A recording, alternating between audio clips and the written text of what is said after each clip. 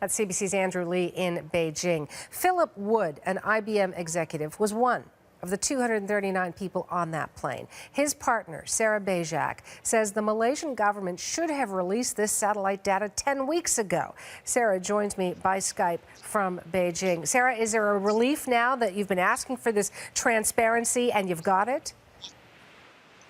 Not really, because this is a drop in the bucket of the information that we had asked for the investigation to bring forward for the public to assess. The satellite ping data released through Inmarsat is only a very small piece. So it's almost like they're just trying to keep us happy for a few minutes, let us be distracted temporarily so they can continue on with whatever else they're doing. But, at least it's better than nothing. I'm assuming you cannot be distracted temporarily or permanently. What are you going to do about getting more information? Well, for the time being, the outside experts who have volunteered their expertise to review this data are already working on it, and there are already a couple of key findings that they've brought forward. There's actually about 18 key data points out of that 47 pages that are relevant, and we didn't have those before, so that's a good start.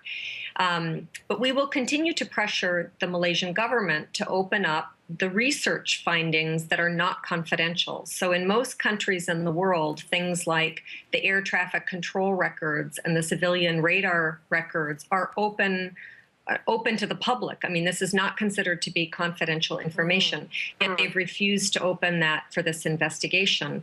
Of course, the military radar is a little more sensitive, but in most plane crashes around the world, military radar is also opened up. So the only thing we can assume at this point is that they are withholding this information on purpose because they're covering something up. And that's just not acceptable in today's world.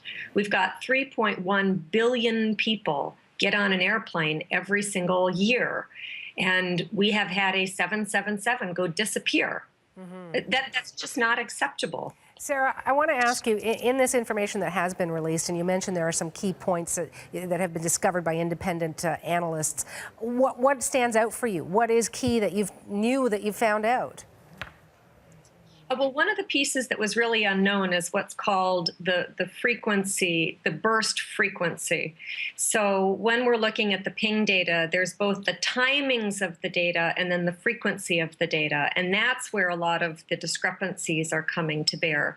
Now, some of this had been hinted at before. Some of these experts have been able to, in effect, reverse engineer what they thought the data would show them. And now what they're seeing in the actual data is a little bit different. So that might give us some new insight. But we had actually asked for them to also release the ping data from the week prior on that very same airplane so that we could have done a compare-contrast over, the actual timing and actual location of that flight in prior flights with its prior ping data so that they could have some knowledge of where the variance would be, but they didn't release that.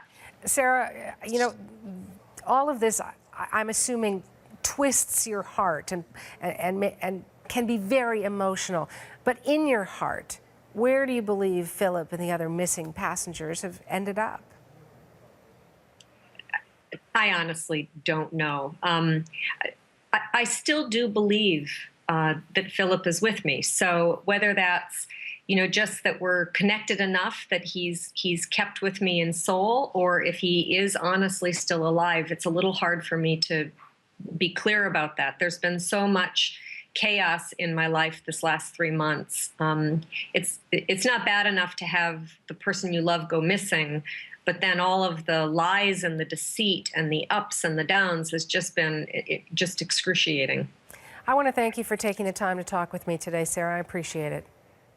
Great. Thank you very much. 𝗪𝗹𝗪𝗁 joining me by Skype from Beijing. Her partner, 𝗪𝗹𝗪, was one of 239 passengers on that Malaysian jetliner that has still not been found.